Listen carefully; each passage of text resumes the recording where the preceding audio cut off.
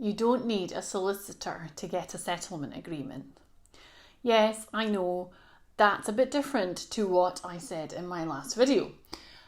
However, hear me out. You truly don't need a solicitor, especially if you have left employment.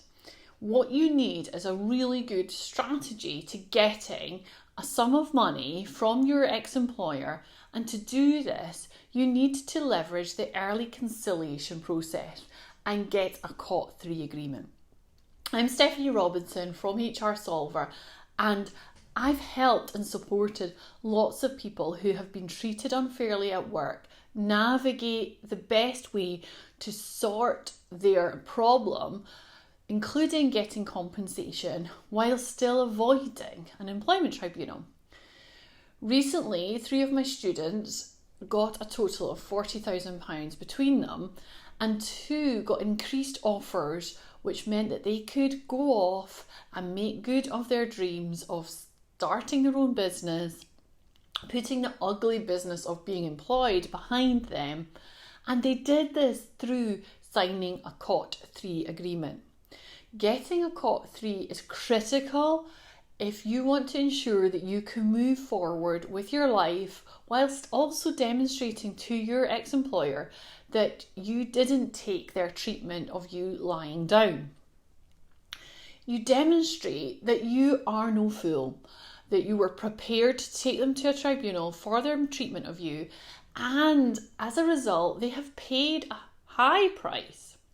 If you don't conclude with this COT3 at an early stage, you could otherwise end up in a cycle of hearing and pre-hearings, preparing witness statements and schedules of loss, and over again, dealing with solicitors, where you could have been living your life in a new, better, more exciting job, or better still, building a business and spending a sum not far off what you might end up getting from an employment tribunal anyway. So, I set up in business to help employers initially 11 years ago with their HR and employment needs. And I unashamedly say I am passionate about making sure that businesses have a high standard of employment advice to employers to improve employees' lives.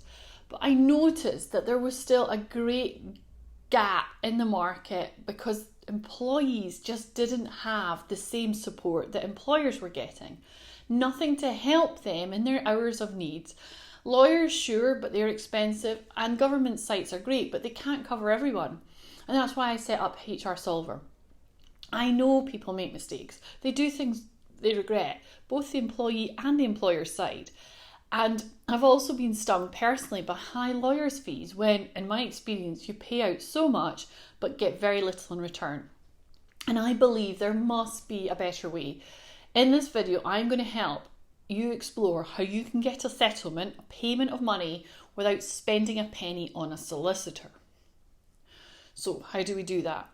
Firstly, I am going to teach you the difference between a COT3 and a settlement agreement, because they're both separate agreements and both have their place.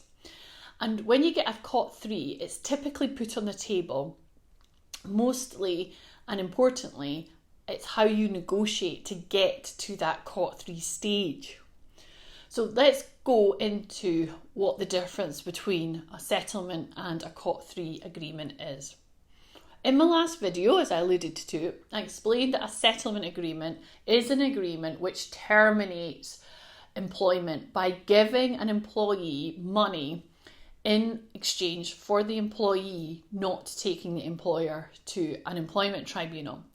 The fundamental difference between that and a COT3, and if you want to know more about a settlement agreement in depth, is certainly go and look at my video, but it's how a lawyer features in the different agreements.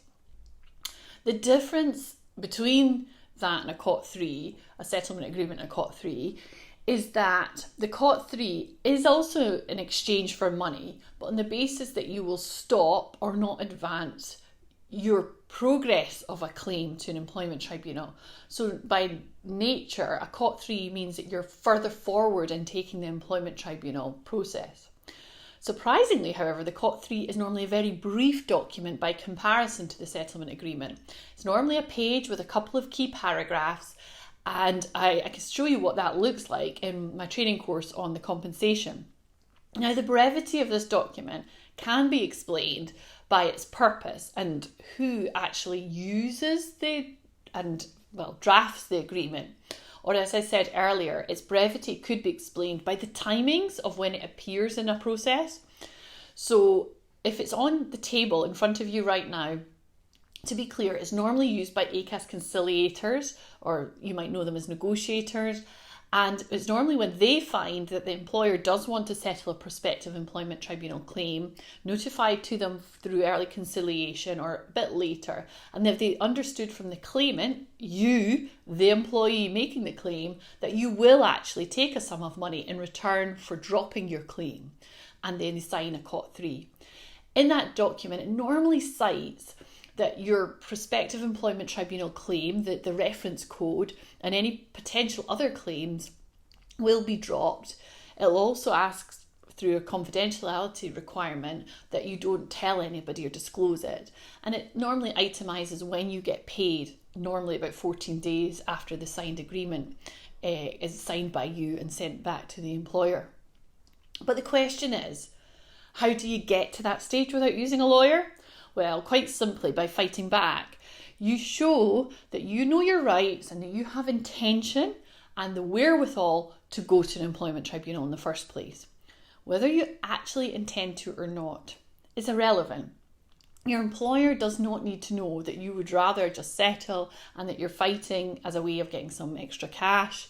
And most importantly, they'll never find out because they need to know that you believe that you're equipped and ready to fight your own corner on the issues of you leaving work and that you know what you're doing. And if you understand what I'm talking about in terms of demonstrating this will, please drop a note in our comments section below. Perhaps something like, I'm ready to fight, or I get it, would be really cool, because it's about demonstrating that your intention is there. So I'm going to talk to the tactics of negotiation. And in my last point, I'm going to talk about how to manage the COT3 settlement offer. However, you'll realise one of the points to doing that is understanding that you need to know your rights. And that if you need to know the merits of your claim, go to our website, hrsolver.co.uk, download my 9 questions and answers to understanding if you have a strong employment tribunal claim, and read through that. It's really easy to understand. It'll help you point you in the right direction. And then there's also a case assessment tool that you can use that will churn out an answer where you might have a strong case or not. Okay, so now the tactics to showing that you are a formidable force to be reckoned with and that your employer got this wrong. Fundamentally, you need to leverage the gift of early conciliation. So how do you do that? Number 1, firstly with preparation. Make sure that you make your early conciliation claim in time. You've got 89 days, or the technical term, 3 months less a day from the last day of your employment. And that's the termination day that should be in any letter that you received, or potentially the date of the discrimination. Even if it's day 89, fill in that simple early conciliation form online, tick the right box that means that you wish to conciliate, and this stops the clock, so you don't need to complete the ET1 form, which is actually a more formal form, takes a bit longer, and it registers you're making a formal employment tribunal claim. And when you get the early conciliation certificate back from ACAS, that is when you would go to that next stage, that ET1 form. At the time of recording, you normally have 6 weeks or about 45 days for early conciliation, and it stops the clock. But it could be shorter than those time frames if your employer, ex-employer, says that they don't want to conciliate. So do stay in touch with this. Second point, get to understand your claim and be able to write it. Say it clearly. You don't need legal jargon, you just need to be able to say what you've suffered, how it was against employment legislation, i.e. unfair dismissal or discrimination. The next step is how to prepare a script on how you're going to handle your first call with the ACAS conciliator in the early conciliation process. Then, fourth step, have an email ready to go which includes the headlines of your claim and attach your schedule of loss to it. The schedule of loss is a game changer in terms of focusing your employer's mind because what happens is that they see the value of your potential claim laid out in a practical, clear way, totting up all the potential value aspects of your claim as per the legislation, and that concludes to them, tells them the award that you're looking for. And they soon realise that you're forced to be recognised, you know your rights, you know what your eligibility for an award is, and that this goes to them via ACAS. And really, normally what happens, or what you would hope to happen, is the COT3 would be an offer at that point. If they do, the COT3 is normally sent to you via the ACAS conciliator by email or post with the terms that your solicitor or their solicitor or the HR officer in the ex-employer might have written. If you're not sure what those terms mean, speak to the ACAS conciliator and ask if they can explain anything that you don't understand. However, they might say that they can't give you any legal advice. This is quite normal, but if you don't ask, you don't get.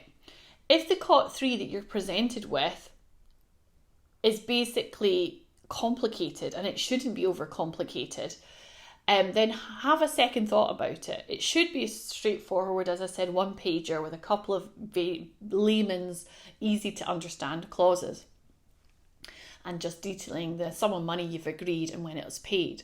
If it looks a bit more complicated than that, I might suggest that your ex-employer is running scared, and it might be worth thinking about the money that they've offered to you, and if there's an opportunity to negotiate more, certainly if they're asking you to sign more restrictive terms.